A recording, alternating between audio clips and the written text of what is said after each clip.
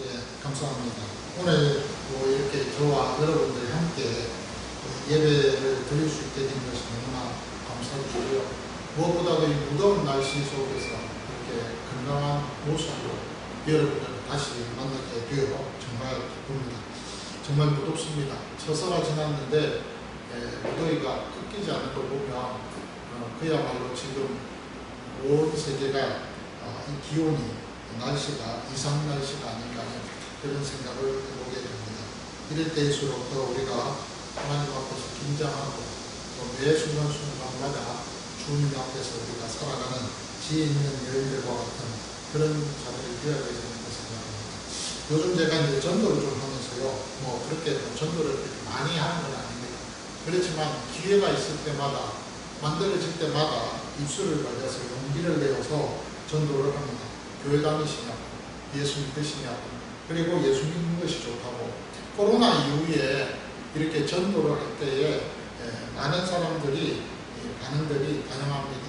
물론 코로나 이전에도 그 반응들은요 굉장히 여러 가지 많은 반응들이 있었습니다만 지금의 이 코로나 이후에 그 전도할 때에 나타나는 반응들은 그렇게 썩 좋지는 않습니다. 더 적개감 있고 적대감 있고 그리고 더 부정적인 그런 모습들을 보게 되죠. 그래서 아예 제 말을 듣지 않는 사람들도 있습니다. 그리고 어떤 사람은 듣다가 도중에 그냥 가는 사람들도 있고요. 또 어떤 경우에는 다 듣고 난 이후에는 그래도 예의상 다 들었는지 다 들어줍니다. 그리고 나서는 결정은 본인이 하는 거니까 너무 강요하지 말라고 그렇게 말을 하시는 분도 계십니다. 또 어떤 때는요 부담스럽다고 그래요. 예수 믿는다는 것 자체가 부담스럽다. 살아가기 빡빡한데 이 빡빡한 세상 속에서 무엇도 이렇게 짐 하나 더 이렇게 안겨다 주느냐는 식으로 그렇게 말을 하는 그런 사람들도 있습니다. 그럴 때 제가 생각나는 구절이 있어요. 거기에 보면 무거운 짐진 자들아 다 내게로 오라. 내가 너희를 편히 쉬게 하리라. 예수님 하신 말씀인데 그 말씀을 해주고 싶었는데 그 말씀을 하면은 되려 제가 또 욕먹을 것 같아서 그리고 예수님 욕먹을 것 같아서 말을 못하겠더라고요. 어쨌든 이런 모습들을 보면서 좀 씁쓸했습니다. 그러면서도 한편으로는 제가 모태신앙이 됐다는 것이 얼마나 감사하고 다행스러운 일인지 몰랐고요. 그리고 또 그러면서도 예수를 믿게 된 것도 중요하지만 모태신앙으로서 중간에 또 이렇게 배교하지 않고 예수 안 믿고 딴 세상으로 이렇게 가게 되지 않은 것에 대해서 너무 감사했습니다. 어쨌든 간에 예수 믿는다는 것 이거 자체가 사실은 우리에게는 복이고 은혜고 선물이고 또한 우리에게 있어서 많은 그러한 참으로 편안함을 주게 되어지는데 도리어 이 복음에 대해서 듣는 자들은요 이 부분에 대해서 부담을 안고 있다는 사실입니다. 그래서 좀 더 마음에 눌리고 그래서 어떤 때는 좀 많이 속상해하는 그런 모습들을 보게 되어집니다. 어쨌든 여러분 분명한 것은 복음은 부담이 아닙니다. 괴로운 것이 아닙니다. 감사합니다. 편안함입니다. 그렇게 되어져야 되는데 그런 부분에 있어서 그렇지 못할 때 그때 참 복음을 전하는 자로서 마음이 아픈 그런 모습을 가지게 되어지죠. 사실 오늘 18절 이후에서 지금 바울이 이야기하고 있는 이 내용들을 가만히 보면 18절뿐만 아니라 에베소 서신 전체를 읽어보면요 에베소 교회 성도들에게 보내어지신 이 서신의 내용들이 바울의 입장에서는 당연히 해야 될 말들이지만 사실 그 성도들의 입장에서 볼 때는 얼마나 부담스러운 내용이 아니었겠는가 하는 그런 생각을 좀 해보게 되어졌습니다.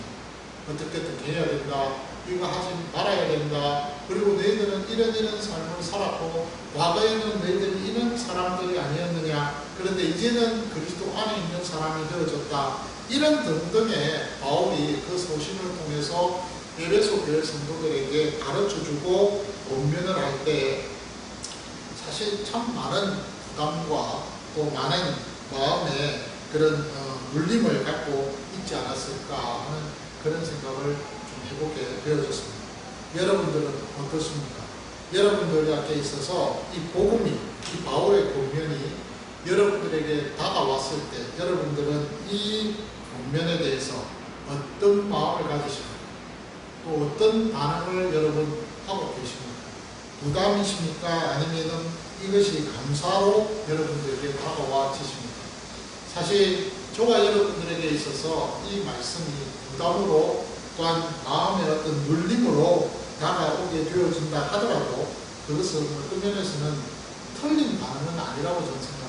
나쁜 반응. 왜냐하면 그만큼 나의 부족과 연약을 알고 있기에 하나님 앞에서 더 철저하게 자신을 돌아보면서 복음에 대해서 감격해야 하면서 그러면서 또한 말씀을 의지하고 또 그리스도 예수의 그 사랑 속에서 내가 살아가야지 하는 그런 새로운 각오와 결단이 있기 때문에 그렇기 때문에 또한 어떤 면에서는 마음의 부담과 눌림을 가지고 있다고 우리가 생각할 수도 있겠죠.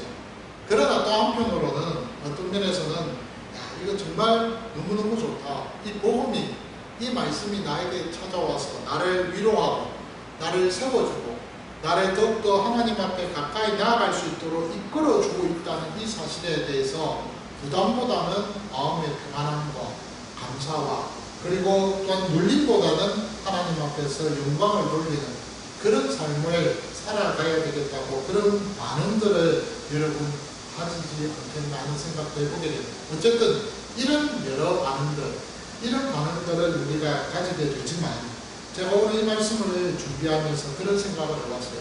이런 반응들이 있다는 자체가 살아있다는 것이죠. 이런 반응을 가지고 있는 것 자체가 복음에 대해서 언제나 생각하고 있고 그 복음에 대해서 언제나 마음에 간직하고 생명을 누리는 그 누림에 대한 그 갈망을 가지고 있다 하는 것이 바로 이 마음을 가지고 있기 때문이 아닌가 하는 그런 생각을 해보게 됩니다. 특별히 오늘 에베소서 5장 18절 이 말씀을 통해서 보면은 성령 안에서 충만함을 받으라. 여기에 오늘 18절에 보니까 성령으로 충만함을 받아라. 원문으로 이야기하면 성령 안에서 충만함을 받는 것을 당해라 하고 하는 이 말씀. 이것이 우리에게 있어서 얼마나 위로가 되고 큰 힘이 되는지 모릅니다. 물론 부담스럽게 생각할 수도 있습니다. 왜냐하면 체험적인 신앙으로 이것이 바뀌어서 설명되고 있는 것을 보면 이 말씀이 참 부담스럽겠구나 하는 그런 느낌도 받게 되어집니다. 여러분, 지난주에 제가 여러분들에게 말씀드렸잖아요. 성령으로 충만함을 받으라. 술 취하지 말라. 이는 방탕한 것이니라고 하는 이 18절의 말씀은 체험적인 어떤 신앙의 고백이 명령이 아니라고 했습니다. 이것은 그리스도 영 안에서 우리가 지속적으로 계속해서 영원히 그 안에서 살아가는 그리스도인의 삶의 모습을 강조하고 있고 명령하고 있다. 꼭 그렇게 바울이 그런 명령을 하고 있다고 제가 말씀을 드렸습니다. 그렇기 때문에 여러분, 우리가 그리스도 안에서 그 영 안에서 우리가 살아간다는 이 삶은 참으로 우리에게 복된 삶이지만 어떤 면에서는 또 부담을 가질 수밖에 없는 삶이라는 거예요. 왜냐하면 우리가 연약하니까, 우리가 부족하니까. 그러니까 한 번씩 그리스도의 영 안에서 살아가지 못하는 그러한 연약 속에서 우리가 살아가고 있기 때문에 성령으로 충만함을 받으라고 했을 때 이 말씀 자체가 우리에게는요 부담인 거예요. 그러니까 제대로 된 의미를 파악했을 때는 부담이 되겠지만 그러나 이 말씀이 그것이 아니라 체험적인 관점에서 신앙으로 이것이 바뀌어지게 되면요 그건 부담이 아닐 거예요. 오, 성령 충만 받아서 은사를 받고 능력을 받고 치유의 은사 속에서 신유의 은사 속에서 그리고 방언도 받고 막 능력을 받아서 막 역사가 일어나고 기적이 일어나고 하는 그런 것들을 상상하면서 이 말씀을 그 의미를 생각하고 해석을 하기 때문에 사실은 부담스럽지 않게 다가올 수 있다는 말입니다. 제가 이 말씀 준비하다가 유튜브를 보니까 참 재미있는 유튜브 영상이 있더라고요. 강단에서 어느 목사님이 말씀을 전하고 난 이후에 성도들 한 분 한 분을 이렇게 강단 앞으로 나오게 해놓고는 목사님이 들었는데 성령을 받으라고 외치는 분, 성령 받으라 하면서 막 외치는 거예요. 그러니까 그 소리의 외침을 듣고 나오는 사람들이 휘청거리면서 나가 떨어지는 그런 장면들이 연출되는 장면을 녹화를 해놨거든요. 그런 걸 보면서 제가 느낀 것이 있었어요. 아, 지금도 저렇구나. 지금도 이렇게 하는 교회가 있구나 하는 것을 또 한 번 제가 확인하는 시간이었습니다. 정말 여러분, 에베소서 5장 18절은요, 사실은 어떤 체험적인 그런 어떤 신앙, 그 모습 속에서 성령을 받아야 되는 말씀이 아니라는 거죠. 그리스도의 영 안에서, 그리스도인이 영원히 그 영 안에서 살아가는, 그래서 그 영과 함께 언제나 충만한 가운데서 매일매일 지속적으로 영원히 살아가는 그 영원한 현재의 삶을 누리면서 살아가는 그 모습, 그것이 에베소서 5장 18절에 있는 말씀의 의미라는 사실입니다. 그런 이 의미되는 이 말씀, 이것을 살아갈 때에 바울은 21절에서 권면을 합니다. 다시 한번 명령을 합니다. 뭐라고? 그리스도를 경외함으로 피차 복종하라. 고 그렇게 명령하고 계신다는 사실입니다. 오늘 여러분, 바울이요, 에베소 교회 성도들에게 정작 하고 싶었던 말은 뭐냐면, 이 에베소 5장 21절에 있는 이 말씀, 그리스도를 경외함으로 피차 복종하라는 이 말씀입니다. 에베소 교회에는 많은 문제가 있었던 것은 아닙니다. 물론 고린도 교회처럼 그렇게 엄청난 그런 심각한 문제들을 에베소 교회 성도들이 가지고 있었던 것은 아니지만, 그러나 현재 우리 세상 속에서 세워진 그 교회들의 모습 속에서 일어날 수 있는 문제들은 에베소 교회 성도들이 다 가지고 있었다는 거예요. 그 가운데서 뭐냐면은 서로 시기하고 질투하고 말로써 상대방의 마음을 아프게 하고, 또 어떤 때는 그뿐만 아니라 마음으로 미워함으로써 그들에게 또한 이렇게 도적질하고 여러 가지 많은 그런 문제들이 이 교회 안에 있었습니다. 그러다 보니까 화합되지 못하고 서로가 이렇게 반목하는, 적대하는 그런 모습을 이 에베소 교회 성도들이 가지고 있었다는 거죠. 그런 가운데에서 에베소 교회 성도들에게 바울은 지금 이야기합니다. 야, 너희들이 이렇게 되어지는 것을 해결할 수 있는 방법은 다른 것이 아니다. 성령으로 충만한 가운데 있을 때 가능하다. 그리스도의 영 안에서 너희들이 살아가는 그 삶이 지속이 되어졌을 때, 그때에 너희들은 서로 피차간에 복종하면서 그리스도를 경외함으로써 서로 피차간에 복종하면서 살아갈 수 있는 것이다 라고 그렇게 바울이 명령을 하고 있는 것입니다. 그러면 19절과 20절에 있는 이 중간에 두 개의 저런 구절은 뭘 의미할까요? 이것은요, 18절에 있는 말씀입니다. 18절에 술 취하지 말라, 이는 방탕한 것이니 오직 성령으로 충만함을 받았을 때에 그들이 누리는 그 결과, 그 특징을 19절 이하에서 기록하고 있다는 것입니다. 세 가지로 좀 요약을 해볼 수가 있어요. 첫째는 시와 찬송과 신령한 노래들로 서로 화답하는 생활을 한다는 사실입니다. 여기 시와 찬송과 신령한 노래라고 했습니다. 여기 시는 뭘까요? 이것은 거룩한 시, 시편을 이야기합니다. 시편, 찬송은요, 신들에게 드리는 그냥 노래를 이야기합니다. 그런데 운율이 없는 그냥 엉얼거리는 노래예요.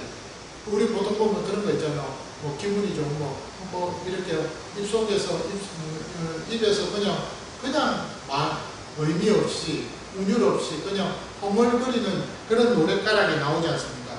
그런 노래를 신들에게 대해서 화답하면서 감사하면서 엉얼거리듯이 그렇게 노래하는 그 노래, 그것을 오늘 이 본문에서 바울은 찬송이라고 이야기했어요. 그리고 신령한 노래라는 표현을 썼어요. 이거는 거룩한 노래를 이야기합니다. 영 안에서 부르는 노래를 이야기합니다. 그러니까 굳이 여러분, 사실 이 본문의 내용의 9절을 가만히 보면 시라는 단어, 찬송이라는 단어, 신령한 노래라는 이 단어, 이 세 가지 단어가요, 다 비슷해요. 비슷비슷합니다. 그럼에도 불구하고 굳이 이렇게 구체적으로 바울이 나누어서 설명한 것은 왜 그렇게 설명했을까요? 그 관점에 있어서 그 의미들이 조금씩 다르기 때문에 그 의도하는 바가 다르기 때문에 바울은 이렇게 조금씩 변화를 주면서 그 구절들의 단어들을 선택했다 이 말입니다. 그러면서 바울이 하는 말입니다. 서로 화답하라고 그렇게 말씀하고 있습니다. 여기에 서로 화답이라고 했을 때 이 서로라는 이 단어는요, 엄격하게 이야기하면 서로라는 뜻이 아닙니다. 이것은 너 스스로, 당신 스스로 이런 뜻이에요. 그리고 화답이라고 했을 때 이 화답은요, 말하는 것을 이야기합니다. 너 스스로 이렇게 말을 해라 이 말입니다. 그러니까 다른 말로 이야기하면 너 스스로 말을 해라. 억지로 막 그냥 내가 이거 해야 돼? 그 억지로 막 이렇게 뭔가 입술에서 뭐 허물거리면서 찬송하면서 그렇게 나오는 것이 아니라 그냥말로 자연스럽게 속에서 그냥 자발적으로 너무 좋아서 기뻐서 그래서 나도 모르게 그냥 스스로 이렇게 고백되어지는 그 찬송, 그렇게 말해주는 그 말이 그리스도 안에서 그 영 안에서 그렇게 살아가는 삶을 살아가는 그 사람들의 모습 속에서는 자연스럽게 나타나는 특징이고 결과가 된다는 말입니다. 저희 교회에 옛날에 출석했던 어느 집사님이 계시잖아요. 그 집사님이 지금은 이제 먼 거리 지방에서 일을 하지 않으시지만 그러나 이제 최근에 여기 근처에 이사를 오셨죠.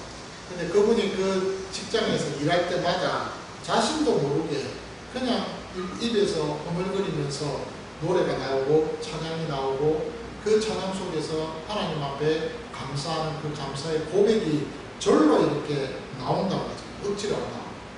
그것이 바로 그리스도의 영 안에서 살아가는 그 사람들의 그 삶의 특징 중에 하나라는 사실입니다. 그렇게 되어진다는 거예요. 그것을 바울은 지금 오늘 19절에 첫 번째로 이야기합니다. 너희들이 스스로 그렇게 억지로 하지 않고 자발적으로 나도 모르는 사이에 무의식적으로 그렇게 나와준다. 그리고 두 번째는 너희의 마음으로 주께 노래하며 찬송하며 라고 그렇게 고백을 합니다. 여기 두 번째 이 너희의 마음으로 주께 노래한다, 찬송한다. 이 말은 다른 말로 이야기하면은 하나님 앞에 정성을 다해서 너희들이 하나님 앞에 찬양하라는 그런 말입니다. 이 말은 다른 말로 이야기하면은 무엇보다도 주님 앞에서 우리가 예배하는 그 삶을 살아가게 되어진다는 말이죠. 매 순간순간마다 하나님 앞에서 경배하고 예배하는, 언제나 주님 앞에서 그 주님을 존중할 줄 아는, 사랑할 줄 아는 그런 고백 속에서 살아가는 그 삶, 그것이 오늘 두 번째 너희의 마음으로 주께 노래하며 찬양하며라는 이 단어로 바울은 표현을 하고 있다는 거예요. 그리고 마지막으로 범사에 우리 주 예수 그리스도의 이름으로 항상 아버지 하나님께 감사하는 삶을 살아라고 그렇게 마지막 세 번째에서는 명령하고 권면을 하고 있습니다. 이 내용은요, 말 그대로 하나님 앞에 감사 생활하라는 거예요.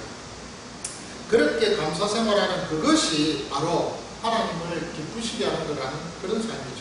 이것은 데살로니가 5장에 있는 그 전서 5장에 있는 그 말씀입니다. 항상 기뻐하고 쉬지 말고 기도하고 범사에 감사하라. 이는 너희를 향하신 하나님의 뜻이라고 하는, 그리스도 안에서 너희를 향하신 하나님의 뜻이라고 하는 그 말씀과 연결이 되어져 있는 내용의 말씀이라는 것이에요.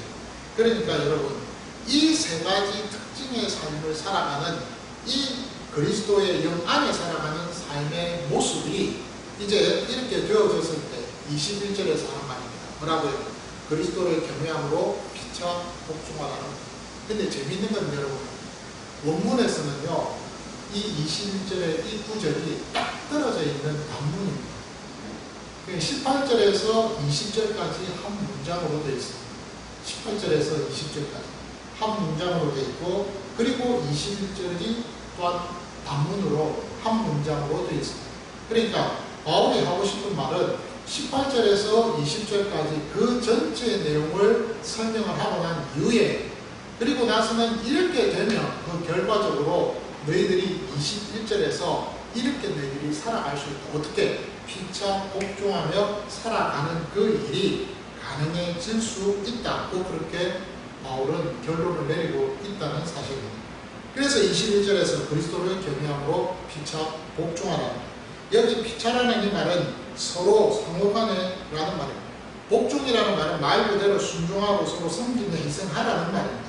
그런데 여러분, 여기에 이 단어 자체보다도 더 중요한 단어가 있습니다. 그것이 뭐냐면 그리스도를 경외함으로 라는 이 문구가 중요하다는 것입니다.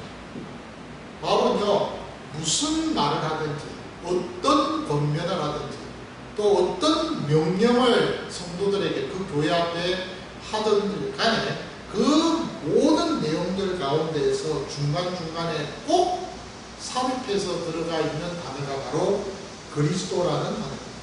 그리스도 안에서, 그리스도로 말미암아, 그리스도로 인하여, 아니면 그리스도 때문에 라는 그런 단어들로, 아니면 그리스도에게 라는 그런 단어로 항상 예수 그리스도 그분이 그 모든 문장과 문구 속에 삽입되어 있다는 사실입니다. 오늘 여기 본문에 나오는 이 바울이 지금 권면하고 있는 이 내용 가운데서도 동일합니다. 그리스도를 경외함으로 라고 그렇게 이야기합니다. 서로 피차간에 상호간에 헌신하고 복종하고 섬기고 살아가는 것 맞습니다. 할 수 있고 할 수 있을 뿐만 아니라 해야 되는 그런 명령의 말씀입니다. 그리스도인이라면 당연히 서로 간에 섬기고 희생하고 복종하는 것이 당연한 거 아닐까요? 맞잖아요. 예. 뭐 남들이 못하는 건 내가 먼저 앞장서서 해야 할 수도 있는 것이고, 남들이 하고 싶어 하는 것을 내가 더 앞장서서 할 수도 있는 것 아니겠습니까? 그러니까 그것은 당연한 거예요. 그런데 어떻게 하라? 서로 복종하라, 피차 복종하라는 그 말 단어 앞에 그리스도를 경외함으로 하는 그 말이, 그 문구가 삽입되어 있다는 말입니다. 이 문구 때문에 사실은 그리스도인으로서 우리의 삶의 가치가 더 높아질 수밖에 없습니다. 오늘 그런 바울의 본면은요, 22절 이하에서 나오는 여러 구체적인 신뢰로 설명이 됩니다. 부부간의 관계입니다. 아내에게, 남편에게 이렇게 해주는 그 본면의 내용들이 5장 22절 이하에서 나옵니다. 아내들아, 너희 남편을 복종하기를 죽게 하듯 하라. 그렇게 얘기해요. 네, 죽게 하듯 하라. 그리고 또 남편들도 자기 아내를 사랑하는 것을 어떻게 사랑하라? 그리스도가 자기 그 자녀들을 사랑했듯이 그렇게 아내를 사랑해라. 그렇게 얘기해요. 항상 그리스도라는 그 단어가 삽입되어 있습니다. 또 자녀들에게는 이야기를 합니다. 주 안에서 그리스도 안에서 부모를 순종하라고 했습니다. 또 부모들은 자녀들을 어떻게 해야 됩니까? 분명히 노엽게 하지 말아야 되는데 주의 교훈과 훈계로 양육하라. 그냥 아버지의 교훈 생각대로, 어머니의 그 생각대로 양육하는 것이 아니라 주의 교훈과 훈계를 가지고 양육해라고 그렇게 권면합니다. 그러니까 항상 예수 그리스도가 그 중간에 삽입되어 있는 것을 보게 됩니다. 그만큼 그리스도 예수라는 이 존재 자체가 우리의 삶을 완전히 바꾸어 놓았다 이 말입니다. 바울은 이 부분에 대해서 지금 이야기합니다.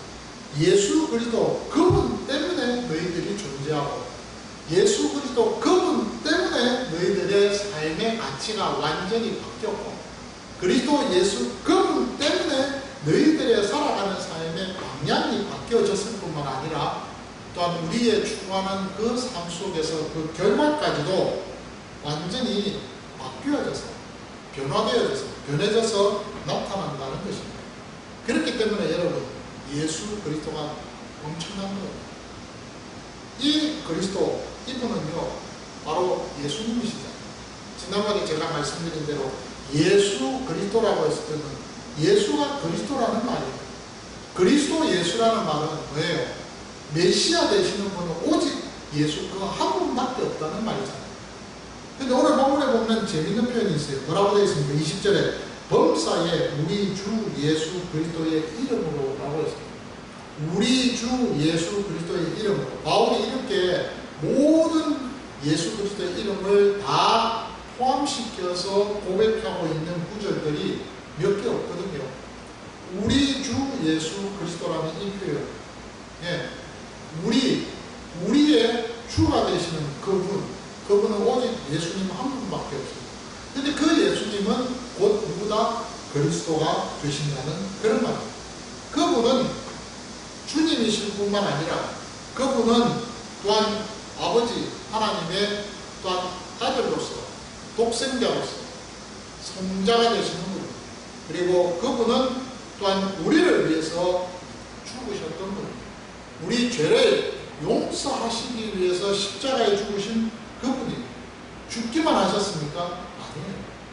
3일 만에 다시 부활하셨다는 거예요.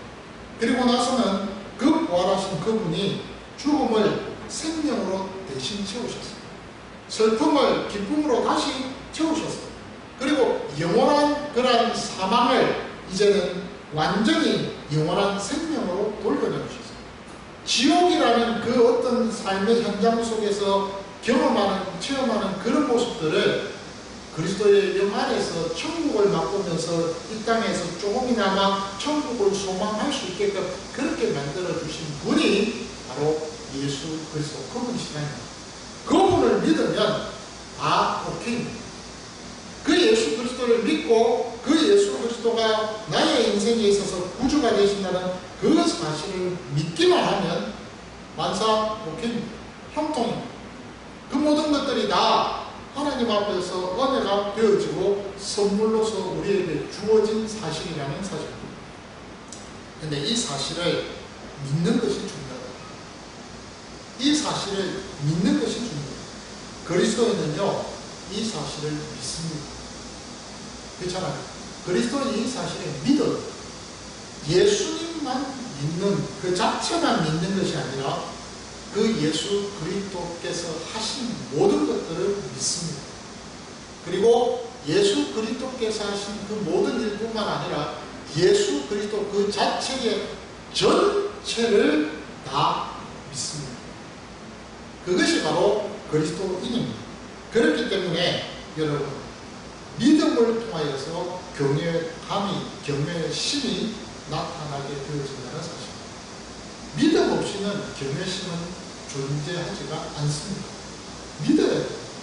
누군가를 신뢰하고 누군가를 믿고 누군가에 대해서 알 때, 정확하게 파악하고 알 때 그 누군가에 대해서 우리는요, 맞다라고 존중과 존경과 사랑과 또한 두려움의 마음을 가지게 되어진다는 것입니다.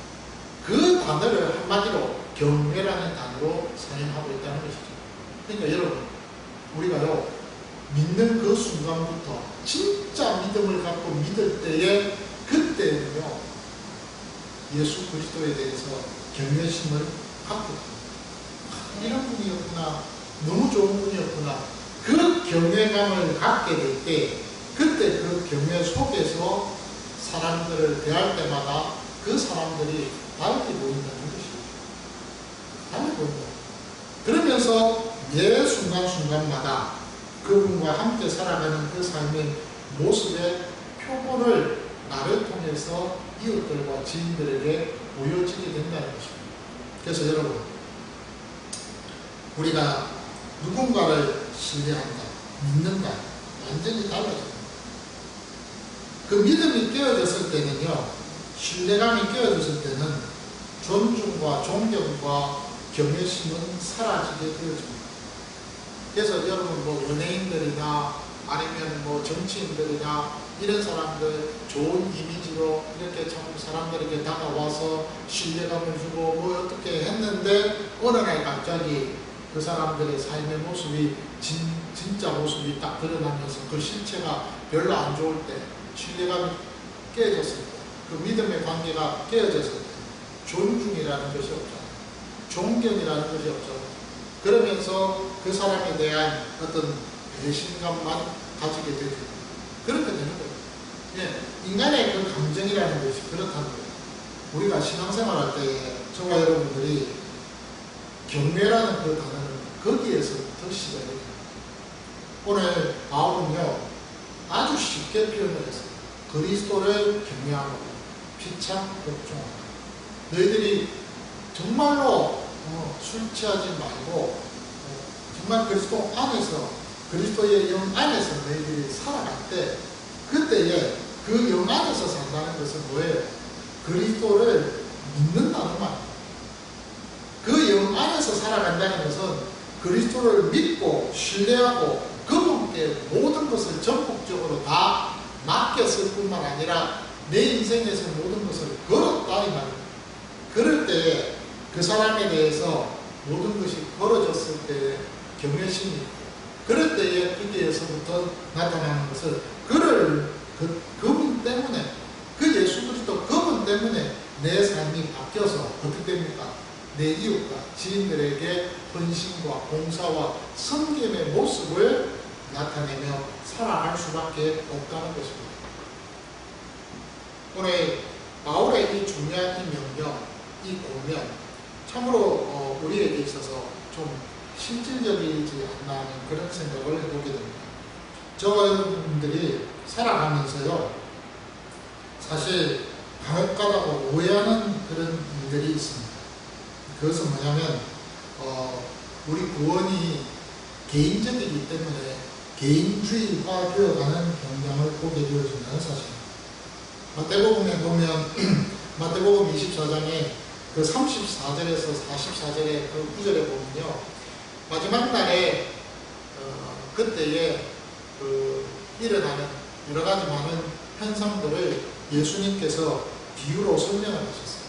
그런데 그 비유를 설명할 때에 그때에 어떤 이야기가 나오냐면 한 사람은 데려감을 당하는데 한 사람은 그 자리에 버림을 당하는 그런 환경들을 설명을 하셨어요.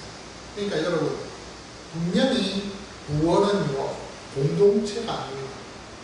한꺼번에 다 모여가지고 우르르 하나님께서 그 구원을 이루어서 데려가시는 것이 아니라는 거예요. 그 어떤 건 개인적입니다. 개인적으로 그 구원이 이루어지는 것 맞습니다. 그런데 여러분 개인의 구원이 이루어지는 그 과정 속에서 개인주의는 아니라는 거죠. 개인주의라는 것은 철저하게 나만을 생각하고 다른 사람은 생각하지 않는 것이 개인주의입니다. 그러나 개인주의와 개인은 다르다는 사실. 우리 구원은 개인적인 것이 맞습니다. 그러나 우리의 신앙생활에 있어서는 개인주의가 아니라 교회라는 공동체 안에서 이루어지고 있다는 사실을 기억하시기 바랍니다. 교회 안에서, 교회 공동체 안에서 이 모든 일들이 이루어지고 눈에 보이는 이 건물의 공동체 안에서가 아니라 우리 각자 한 사람 한 사람 여러분들 한 분 한 분이 다 지체로서 그리스도 안에서 교회됨을 가지고 있는 그 자들로서 여러분들과 함께 어울려서 그 공동체가 모여서 그러면서 우리의 구원을 이루어 나가는 그 일에 있어서 협력하고 섬기고 또한 희생을 받는다는 것이죠. 그렇게 되어지는 가운데에서 그러면서 더더욱 하나님의 땅을 하나님의 나라를 건설해 나간다는 것입니다. 결국에는 이렇게 될 때에 이 가운데에서 우리가 잘 알고 있는 대로 새 예루살렘을 이 땅에서 미리 맛보는 은혜를 누리게 되어진다는 사실입니다. 우리가요 이 땅에 살아가면서 많은 그런 어려움과 힘든 일이 있습니다. 그렇잖아요. 그런 가운데에서 저와 여러분들이 좀 알아야 될 것이 있습니다. 힘들고 어렵고 공고한 일이 있을 때마다 우리에게 말씀이 찾아오셔서 우리를 위로해 주시는 부분들도 있지만 또한 우리가 연약하기 때문에 우리에게 있어서 부족하기 때문에 눈에 보이고 또 가시적으로 눈에 보일 뿐만 아니라 우리가 또한 느낄 수 있도록 또 하나님께서 우리에게 필요를 채워주시는 그 필요가 있는데 그것이 바로 공동체의 지체들입니다. 바로 교회 여러분들의 지체 한 사람 한 사람을 통해서 하나님께서 우리가 위로를 받고 또 힘을 얻고 격려를 받으면서 우리의 신앙생활을 할 수 있게끔 그렇게 만들어 주셨다는 사실입니다.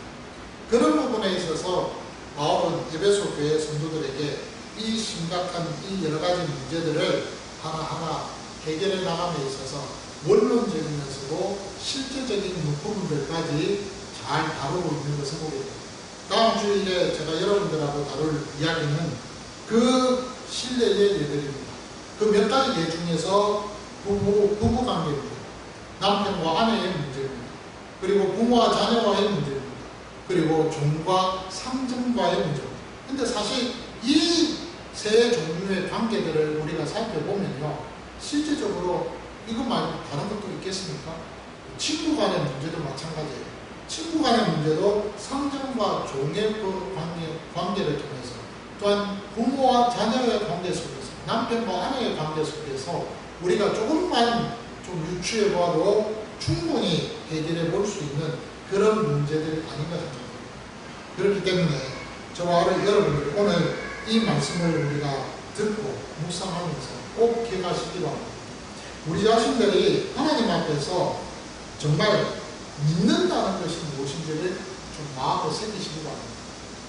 믿음이 진짜 믿는 것을 가지고 있으면, 믿음을 가지고 있으면, 그러면 경외의 신이 나타납니다. 하나님을 여러분 진짜 믿으세요?